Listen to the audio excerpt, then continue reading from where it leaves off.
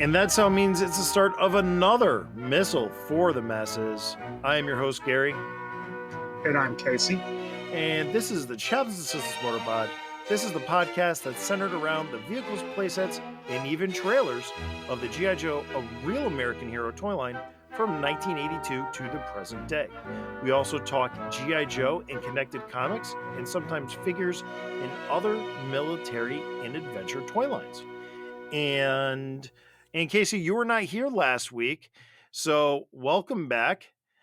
Thank you. Hope your special mission went okay.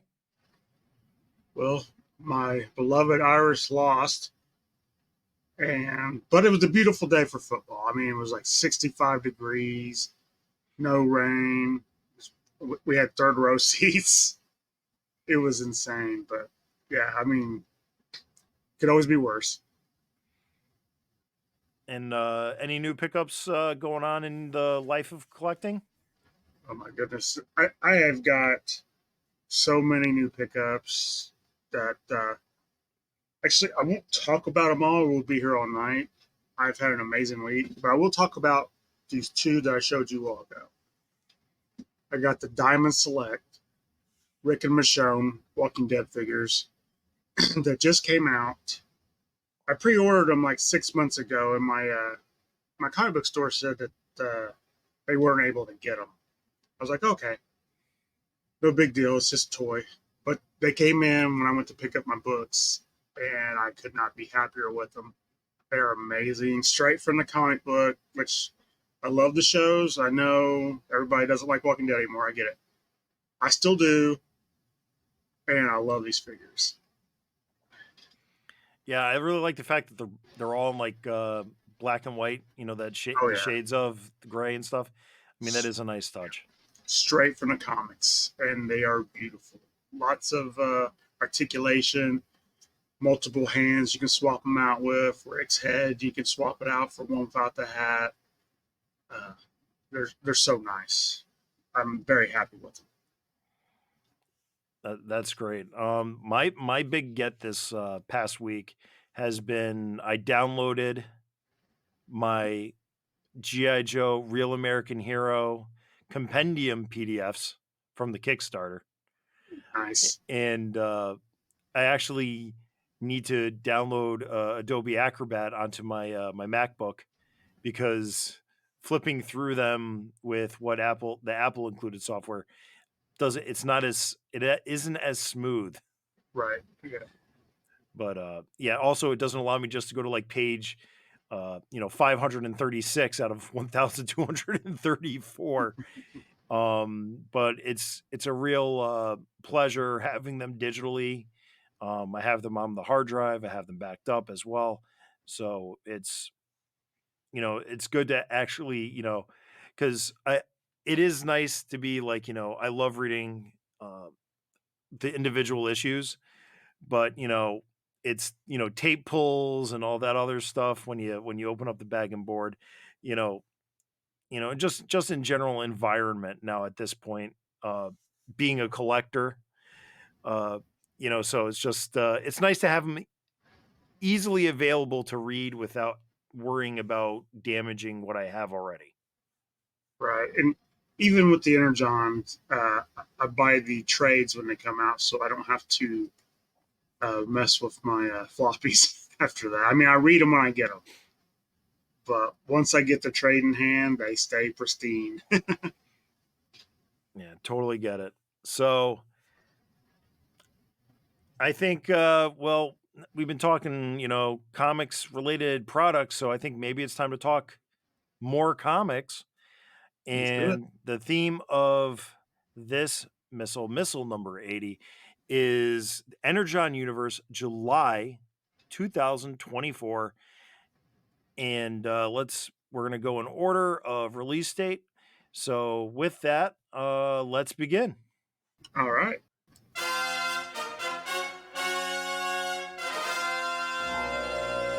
So first up is Scarlett issue number 2, released July 3rd. Kelly Thompson, writer, Marco Ferrari, artist, Lee Luffridge, colorist, and Russ Wooten letterer. And as always, the first thing you see when you look at a comic book is the cover.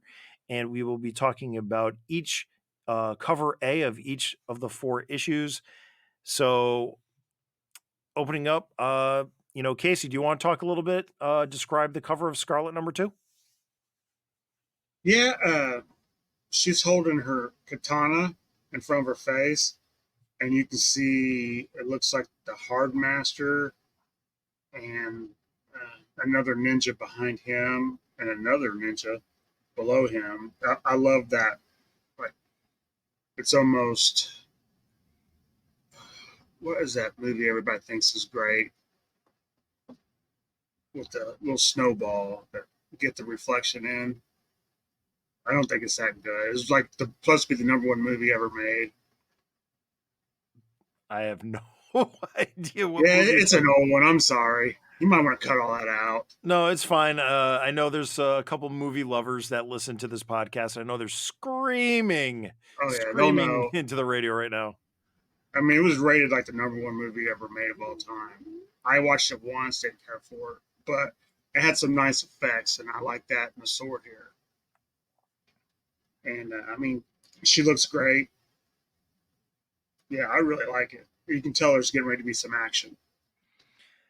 Yeah, I think I like the fact that I believe that Lee Luffridge did the colors on this as well. I like the fact that, she's highlight her skin is highlighted in red, with the red hair, and then her I guess her web gear is, kind of has like a green tint to it. Hmm. Her sword is green as well, so you got the contrast color, her green eyes. Um, kind of like I wouldn't say dichromatic, is that a word? But like, it's this theme of 2 different colors. Uh, it's really neat. She's got some, her earrings. And this was an issue I really noticed that she has like gauge plugs in her ears. Yeah, I was just noticing that. I'm like, that's really not military, but Oh, I mean, G.I. Joe plays fast and loose with uniforms since 1980, I guess 5 really, with Bazooka, well, 85 with Quick Kick with no uniform. yeah, that was true. But yeah, no, I mean it's a striking cover. And if I wasn't already subscribed to this series, um I don't know. I don't know if this cover alone would get me to pick up the book. No, but I mean, it's cool though. It is. I'm not going to argue with that. All right, let's I'll go over the plot synopsis. So, the first scene opens with Scarlett reminding the reader of what her mission is. Basically a recap. We find her tied up and she escapes by a hidden razor blade sewn into her side. She reads a secret message from Jinx as she frees herself when she is spotted by a Rashikage ninja. She starts hand to hand combat when one ninja fires a gun and it opens up the glass ninja weapons storage cabinet. This, obviously she's able to arm herself, and then she proceeds to engage in a fight where at the towards the end of the fight she seems to spare the life of the final ninja, where Storm Shadow notices and then stops what I believe he's in the middle of like a training lesson, and then takes her on a tour. During their tour, she notices Jinx, and we get a flashback to one of their sparring sessions. When we come back, she asks Storm Shadow if there's any other women there. There is not. She is invited for tea, and Storm Shadow begins to investigate why Scarlet would want to join the Arashikage. It is interrupted by the Hard Master, who gives her the mission of retrieving an ancient weapon to demonstrate loyalty, honor, and slash or sacrifice to the Arashikage. We close with her descent onto the Yakuza Tower and the beginning of her first mission for the Arashikage. I really liked this issue. It gave me a Alias feel. I don't know if you ever watched Alias when it was on. No. Jennifer Gardner. It was really good, and So it immediately just took me into the story because I love James Bond. I love all the spy stuff. And I felt like the action was really good. Some of the art is, I'm just going to be honest, not my favorite, but there is some nice panels in here with some good storytelling. But some of the art just seems off. My biggest impression of the book is I did enjoy it overall. I think, Marco Ferrari is trying to channel some anime, like, styled line work, uh, and but other than that is, if that's really the biggest criticism, but it's not a criticism of mine, it's just a No, stylistic choice, it kinda works for the book. It's a good story, I like it, it moves very fast. Kelly Thompson tells a lot with the pages she is given. And overall, I mean, like I said, it's a well put together, it's a very competent book. Scarlett is definitely competent, but there's one thing I noticed is when they go after that, the Arashikage secret weapon. I'm going to say, did it remind you of anything in particular? I'm probably not thinking the same thing you are, but it kind of reminded me a little bit of Goldeneye when James Bond jumped. Okay, nothing GI Joe related. Okay. It reminded me of GI Joe, or no, sorry, it reminded me of Snake Eyes GI Joe Origins, where the Arashikage had that secret weapon in the temple that Snake Eyes was retrieving. Casey, how many times did you see that movie? Come on, be honest. Twice. That's still one more time than me. And the first time, and honestly, I don't hate the movie. I know a lot of people do. I don't. And the first time I seen it in the theater that Greg and Jaren rented out. So we came down and we just hung out. We watched the movie together. We had our families with us. So, I mean, maybe it was the atmosphere and being there with, good friends, but I had a great time. And I've seen it once since I bought it, but I've had it a few years. Yeah. I don't hate it. I don't hate it either. It's just fun to Yeah, the GI Joe films are imperfect at best. but I like them all. Yeah, I know they're enjoyable. I've recently rewatched both Retaliation and Rise of Cobra. I haven't gotten around to rewatching Snake Eyes. Yeah. But anyway, Casey, if you were to rate the issue 1 to 5, where are you at? I would give it a solid 3, but mostly because I felt like it just flowed so well, and I like the whole spy aspect of it. I mean, there's some great frames in here, like with the blood blood stains on the glass of her feet prints. I thought that was pretty good, and the shot where she put those two throwing stars in the ninjas' heads, I thought that was a pretty good frame too. Yeah, I have to go back to the flashback sequence. When I think the team really got together, and that's including the colorist, of Yeah, just really I was, because one thing I don't do is I do not listen to other podcasts about things that I'm reviewing or I haven't reviewed yet, because I want to make sure that my take is authentic from my perspective. And I think I was listening to GI Joeberg, and they were talking about how they didn't understand Jinx and Scarlett's relationship, and it's it can be very chauvinistic or male fantasy oriented, but it's clearly, in that flashback, it clearly cements it, like, "Guys, get your mind out of the gutter," because, it just clarified it, and I'm not saying, you know, I'm wow, I might just edit this all out, but anyway, but it was good work, everything's flowing. I like the fact that she recapped it on page 1 without retelling all the plot details of the first yeah. issue. Kelly Thompson's one of my favorite writers. I can't speak highly enough of her in the stuff I've read. So, reading this book has been a true joy, and I truly like seeing, somebody that can write for the single issue, as well as when this thing's collected in a trade, Casey, I know that you're gonna buy it and you're gonna enjoy it that way as well. Oh yeah, I mean, I really enjoyed it, but I'd have to say story is better than the art, and I don't mean that in any disrespect. I will rate it. I'm gonna give it a 3.5 out of 5. It's super solid. It's Hmm. really good. It's it's very good. But it I don't know what I'm looking for it to be higher, but it's just that's where it feels for me. It's a good good solid middle issue. So take that as it wears.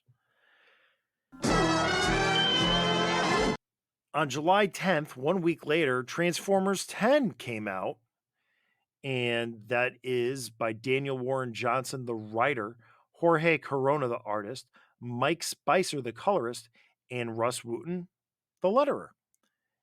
And the cover on this one is Carly's on a van, and she's sitting up looking at the stars next to RC. And you got the Oregon mountains behind them, and you got the night sky above. The van has like a mural on the side and lightning bolts across the front hood, and it's even got a little spoiler on the back, a la the A Team, and that's what it is. I think it's actually a pretty image. I think Yeah, it's very attractive.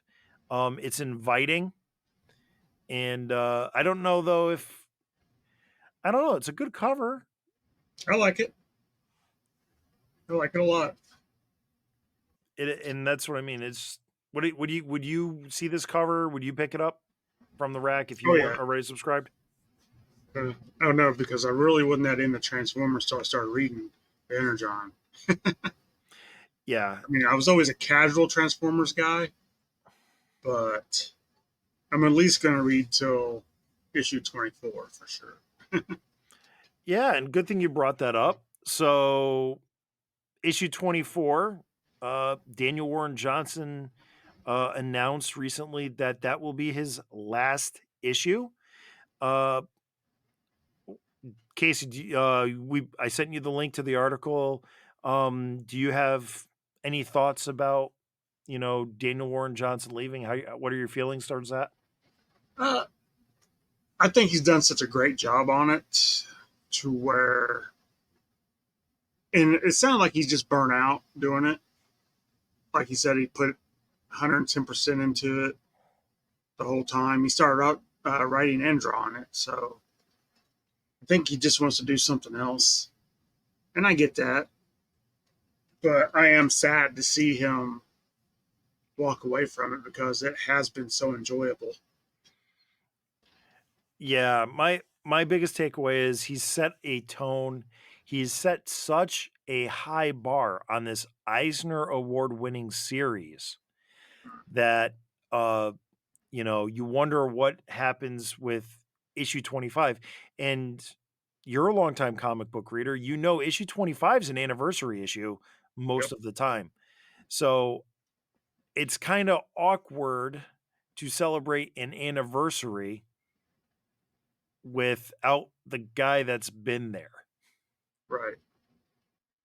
And hopefully, whoever, you know, takes over after him, I want to see him put their own little spin on it, but I'd like to see him keep the. I don't even know how to get the words out. These stories are so good, and I'm always worried about which Transformer's not going to make it through this issue I'm reading, and I don't want to lose that. To me, it's like reading The Walking Dead again because you never know who's not going to make it through that issue, and it's exciting. It feels like there's always some kind of jeopardy. Right. And that is something that, especially with a toy book, a toy tie-in book, you don't get that a lot. You don't get that sense of what's going to happen next, what is unpredictable. plot. The best thing about this Transformers, with all of their metal, with all of their armor, there's no plot armor. Yeah. It's just what it is. So yeah, yeah, that's the news, and that we talked about the cover. So now it's time to get into the plot and summarize it here. We begin with Beachcomber's origin story of how he got to Earth separate from the rest of the Transformers. It basically became down to when the ship was approaching Earth, he got kicked out and he landed on the moon. He was there for a couple million years. And then in 1969, he hitched a ride back via the Apollo space program and got to Earth. So he went to Oregon and he found the Decepticons and the Autobots inside the Ark. He went to Teletran 1, was offered the choice to reactivate them and repair them, and he chose no. And he's telling us this story, filling us in as he's talking to Spike, and also he's filling us in on Shockwave while he has Astro Train chained up. So we go over to the Decepticon ship where Shockwave questions Soundwave on why he's trying to fix Ravage. Shockwave takes Ravage from Soundwave and is about to recycle him, but tosses him to the side when he's distracted by a pod of blue whales and remarks on how they'll help Cybertron. The Constructicons have finished the feeder and powered it up, and it pulls the pod into it. We go to Optimus Prime. He's bringing Elita 1 to the Ark, and also with Ultra Magnus, and Wheeljack and RC are there, and he informs them that Ratchet didn't make it, and Wheeljack is distraught, and he walks away. Then we go back to the Decepticons where Jazz and Cliffjumper are captive. Shockwave starts torturing them for information about Earth. Soundwave and Thundercracker were with him, and Soundwave guides Thundercracker away. Thundercracker says torture is not honorable. He wants to go back to rescue Skywarp from the Autobots, but Soundwave says no, reminding him that Soundwave is the leader. And also, while they're having this conversation, Onslaught is listening in. Elita 1 fills Optimus in on what has gone on in Cybertron in his absence, and then Shockwave turns the feeder into kind of a space bridge, opens a portal, and brings Cybertron closer to Earth as we see from the moon. And it was nice symmetry because that is where we opened the book. So the final page tied everything nicely together in a neat little bow for the story. Casey, you want to go first on this one? Yeah, I really enjoyed this book. Uh, Beachcomber was never one of my favorite Transformers, but I like what they're doing with this character here. And as you get into his, I guess, bad personalities, his personality, I understand why he didn't repair the Autobots because he would have done the Decepticons as well, and he doesn't want war on this planet. So, I mean, I truly like that. The art, I think, is fantastic. And I'm a little confused to how those chains are holding down Astro Train. Well, they're Cybertronian chains. Yeah, so I'm gonna say, like, I'm gonna reiterate. I think Jorge Corona is doing a great job on his own. I think this issue you finally see his style emerge from the shadow of Daniel Warren Johnson's. It is, I mean, and I loved what he did with Beachcomber. Oh, yeah. The two of them, like, recently we got that, Bumblebee, uh, the Bumblebee Awe Striker. It's like now it's like, why didn't we get a Beachcomber? Beachcomber Awe Striker. Come on. It would make more sense, yeah. I mean, just you know what? Who cares? Just pop a new head, paint it blue, call it a day. I mean, I would buy it again. the but yeah, I like the story. I like my biggest thing was, doing the moon thing and getting all of that done. Oh, that was great. Then the other big one was, you know, go back to the art. The blue whales look beautiful. Mhm. But then you go to Shockwave looking at them in the next couple of scenes, and they get the glint, the light pattern off his like little dot face. The the emoting of Shockwave in each panel is wonderful. Yeah. I also like the way that the story develops Shockwave and Soundwave's relationship. You know, I was surprised it didn't come to blows over Ravage. Yeah, that was surprising, but I think it's one of those things where Soundwave knows he's like the general, but maybe Shockwave is kind of like, you know, the commander in chief. But I really want to see more Ultra Magnus. The color, I can't say enough about the colors. They're just so vibrant. Each page just pops. And I especially like the final page, the final page where Astro Train is like, yes, the Decepticons are going to win, and you get Spike. I mean, Spike's literally only in like what, 3 panels, Yeah, something like that. but you get this wonderful villain shot of Shockwave, and it's just a solid book, and it's really Beachcombers and Shockwave's book this month. Mm-hmm. Very much so. It's so good though.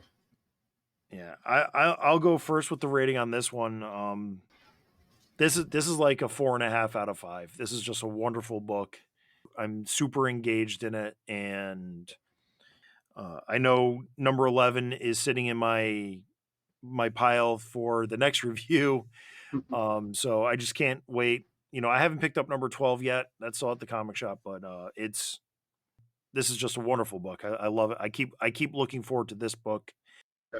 The only caveat is the stakes in this book are so high. How is this going to affect the GI Joe books? Because I don't think we've seen it yet. Oh no, you're right for sure. Because they would want to do something about Cybertron just popping up in space. Right? We haven't introduced the the Defiant space shuttle complex yet. You know, So where are you at with this book, Casey? I'd say 4.5 too. It's so close. It's so hard for me not to say 5 because to me it's almost a perfect comic. Story, art, the color is fantastic. I know I've already said that, but I don't know. Good color just really draws me in. A comic book that deals with, I mean, it is robot death, can be so depressing all of the time. Especially as Casey's favorite characters get blown away month after month. Not this episode. But the vibrant colors really, they soften the book a little bit. They take the sting off. Now back to G.I. Joe. All right. I guess next up is Destro number 2, published July 17th. Dan Waters is the writer. Andre Bresson is the artist. Adriano Lucas is the colorist. And Russ Wooten is the letterer. And you want to take us through the cover, Casey? I want to make sure I got cover A. I do. All right. So this is a cool cover with Destro. He's got his gun out. He's got some nice glare coming off his face mask, and behind him's a bunch of half destroyed bats and flames, and you see Tomax and Zammot back there. Uh, a lot of this straight from the comic itself, just separately. They just Right. put it all together, made a cover, and it's pretty cool. I think I like the flames. I think that's a nice touch. Yeah, it gives it a real, scorched earth feel. Uh, I like how, Destro's getting ready to fire, the gun. He's looking for his next target. And you see the Crimson Twins behind him. And in this image, you don't know if they're friend or foe. Right. So are they going to shoot him in the back or are they watching his back? It's an evocative image. The bats are in flames all around. Yeah, it is so far you know, out of the covers we've talked about, and I mean, I'll even spoil the Void Rivals one, but this is my favorite of the 4 covers. I can see that. So we'll go into the plot description. We open in Darklonia in the aftermath of the attack. Destro claims that Extensive Enterprises created stealth drones to attack his event. We flip the page and go to Extensive Enterprises in New York City. And Tomax and Zaymot claim that it is Destro's false flag operation to go to war with Extensive Enterprises. Now, before I continue, Casey, I want to ask you, when they claimed that it was a false flag operation, did you go back and re-look at issue number 1? I did not, but I'm still up in the air. I don't know who to believe in this in this story so far. I can see it both ways. I went back, Okay. and I opened up issue number 1, and I went to where, you remember where the bomb was a dud and it spared Hmm. Destro's life? So maybe I was getting confused because of reading A Real American Hero when, you know, Zartan was, attacked Yeah. by and then it was the Mars logo, which looked an awful lot like the Revenge. Anyway, that was another podcast. So I went back and there was in the artwork, there was no identification on the missiles that were attacking the trade show in Darklonia. So, like you said, is it a false flag? I mean, I think I know we're reviewing it, but and it's still in the plot description, but I think this was a very smart choice by Dan Waters and possibly Andre Bassan to not give away that information, to leave seeds of doubt in the reader's mind. And I'd like to throw out my opinion. I think it's Cobra Commander. See, I was thinking that too. It could be the third party because Cobra Commander's like, what the heck? I didn't want you to do it. And don't tell me that it's none of my business. I don't care. It's all my business. It could be Cobra Commander doing this to eventually somehow take control over both to have them work for him. This new Cobra Commander in Energon is devious. And you know what? I absolutely agree. Yeah, it is. I like this. Maybe, it is issue number 2. So Mhm. the answer may be in issue number 3 or beyond. It could be beyond this. So that's, and so, well, I'll go back. So it turns into the battle of technology and firepower versus manpower. So technology and firepower is Mars Industries, and manpower is the Crimson Guard, Extensive Enterprises. We get a couple pages of Destro describing the Crimson Twins and their operation, and then we go back, and then we get the Crimson Twins talk about their business as they attack a Mars factory. So what they're doing here too, and I notice, is they're doing that symmetry on the pages for the storytelling. So the panel layouts are the same. So the 2 pages of Destro, talking about the Crimson Twins is the same as the Crimson Twins talking about Mars Industries. During the attack in South Carolina, where the Crimson Twins are attacking Destro's factory, Destro activates the incomplete bats on the production line to battle the Crimson Guards. Defeating them ensures that Destro's secret, Cobra Commander's secret, of Energon stays secret. The battle in Belarus, where Destro is attacking the Crimson Guard, he uses he's using despoilers that Casey loves, I do. and the extensive enterprises uh, deploys asps that look like they're being towed by vamps. Very green. Yeah. It's a takedown. They Not even attack. stingers. You know, it's just a green army jeep, I guess. Right. After these pages, it closes out with like converging monologues, and they both think they have the upper hand, and it is time for them to meet. They meet somewhere in the Pacific and confront each other. Tomax and Zema accuse Destro of what happened in Darklonia. He doesn't outright deny it, but he calls them, he basically turns it around without denying it on them. They agree to terms where each company is forfeit to the loser. And basically, they're agreeing to kill each other, but not attack each other's companies. Very, very businessman like. Yeah. Oh yeah. Destro then goes on to retreat to his family tomb in the Scottish Highlands, but unbeknownst to him, he has been tracked by Chameleon, and she's answering to Overkill. So, you know what, Casey? I'll let you go first on this one. Tell me your thoughts. I love this series. I know Destro 1 wasn't one of your favorite books, if I remember right from our thing. Yep. But I love how the story is being told. It's pretty much a side by side, like you were saying. You got Destro's point of view, you got Crimson Twins' point of views.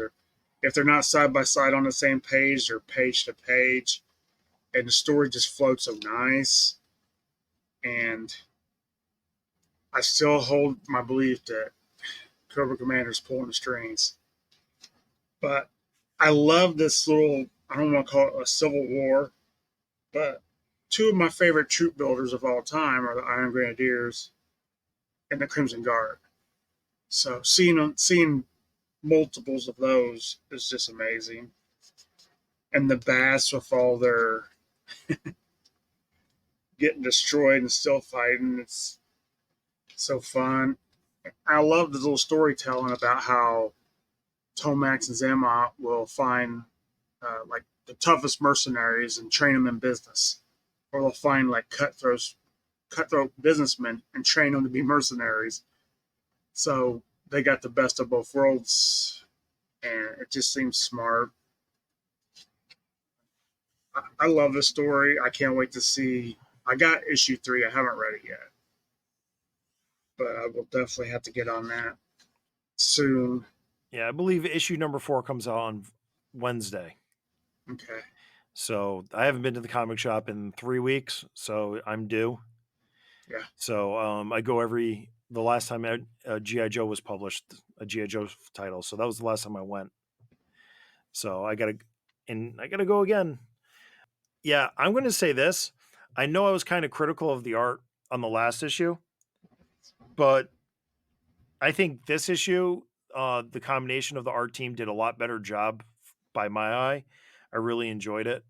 I really like Waters' use of the vehicles. It's not just the Yeah. characters, but he's thrown in the vehicles. I always love that. So you're getting the full range of GI Joe lore and equipment and stuff in it. Yeah, I just think it was really smartly written. If anything, Destro was almost like a side character in this book, but in his own book, but it was still really his book. It's detailing his fight against the Crimson Twins. It is. It was just smartly written. This was well put together, and nothing, and on it built on each, of everything previous. So, without contradicting it, but like you said, it leaves questions. So, is it? And it probably is Cobra Commander pulling the strings. Yeah. I also liked the inclusion of you got Chameleon, who's a Mhm. character from what she was what the trademark walk around from Baroness and that GI Joe 3-pack in the late 90s. Yeah. So, but then to use Overkill, Yeah. who's a Devil's Due era creation.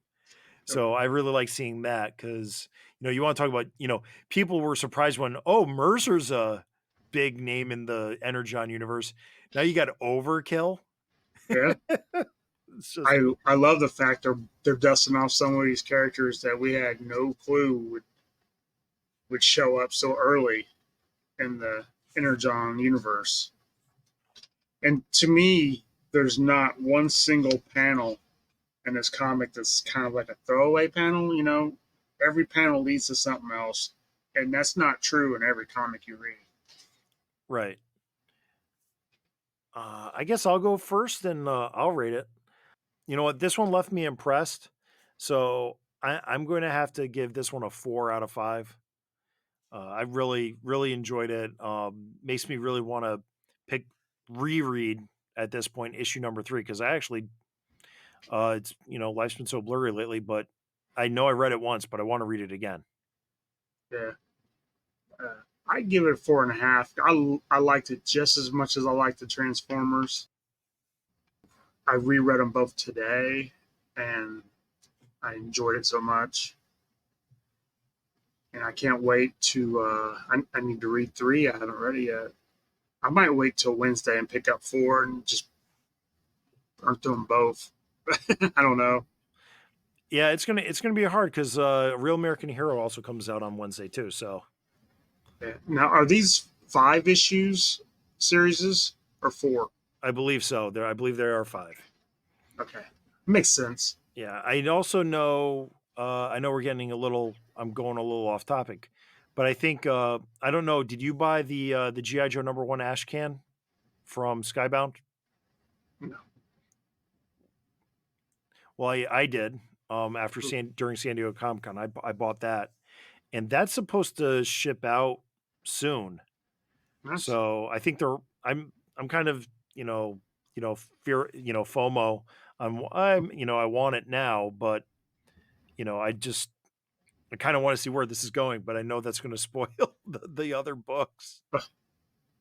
We did a live stream on a podcast from the pit this morning, and I freaked some people out and said that Baroness was a Joe, and they were like, "That's blasphemy." I'm like, "Oh, read the books. It's really good." She's a reluctant Joe, but she's a Joe. And with this, I like the fact that you know, nothing is set in stone other than the characters. These are people. They're like anything. People change their minds. People change what they do. So that's to me what is keeping in the Energon universe GI Joe fresh and exciting.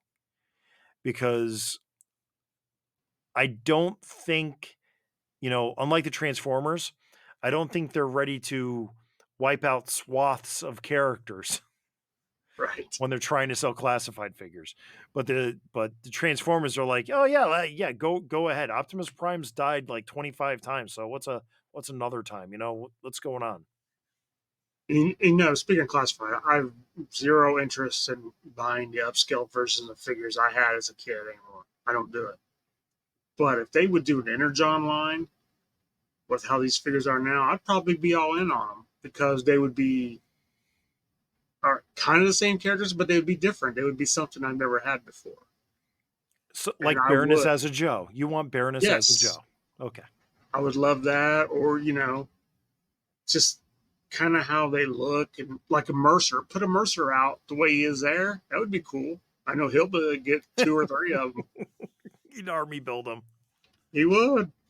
But I mean, I would love it.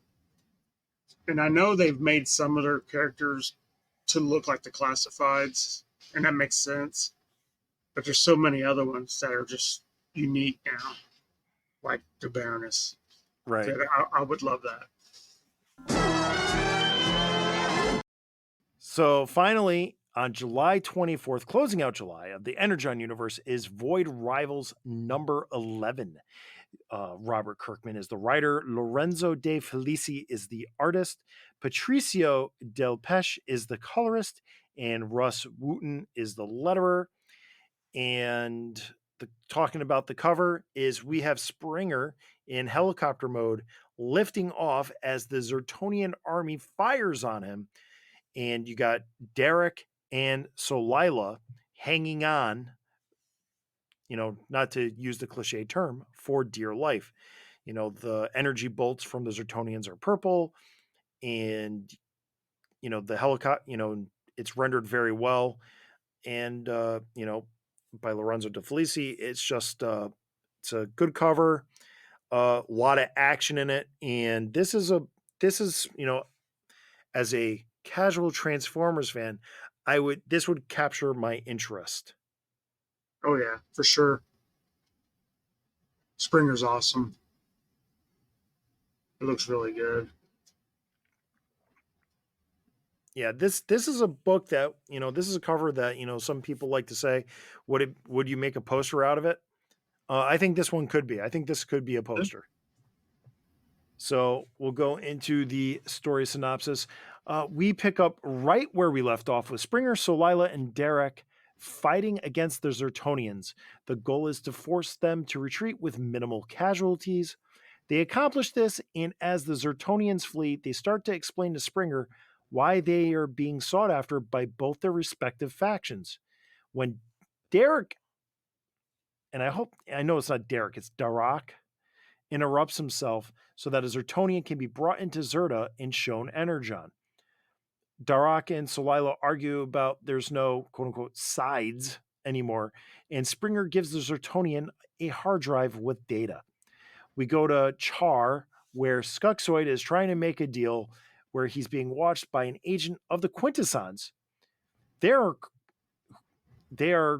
investigating as to where to find that alloy that Skuxoid had. They're on their ship looking for that alloy when another ship comes into their proximity.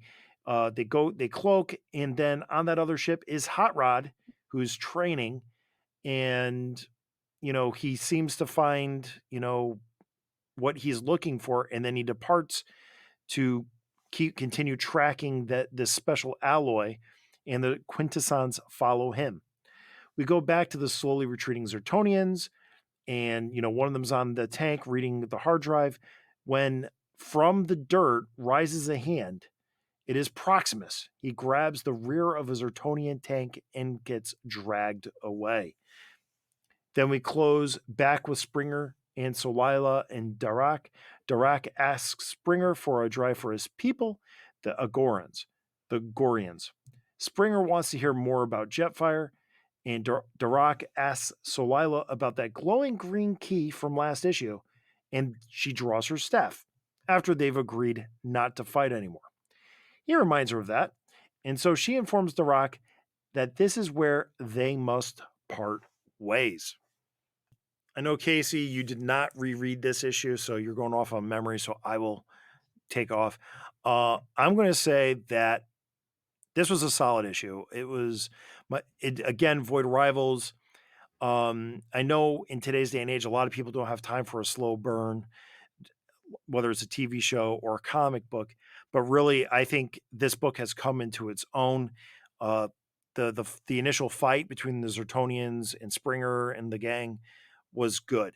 Darak getting the like this, mech to fight off the Zertonians. However limited successful that he was compared to Springer, it really bonded the three of them together. Springer, I understand now from last issue when they fought Proximus, why Springer was such a favorite. And it continued to be like Springer is such a likable hero character for the Transformers and for this book. And I also like the fact that I kind of know the characters' names now. That's still the one thing that I think, Kirkman needs to push himself more on is I'm currently rereading the 80s Transformers to keep up with another podcast. And, you're always seeing Autobots, Decepticons, and names on every book. That's the only thing I hope that I still think Kirkman needs to work on. But I am invested in this storyline. I am invested in the characters. I just wish I could remember their names. it's so hard, and I don't know why. Because I truly enjoyed this story. It took about 7, 8 issues for me to be fully invested, but I am. I'm right there now.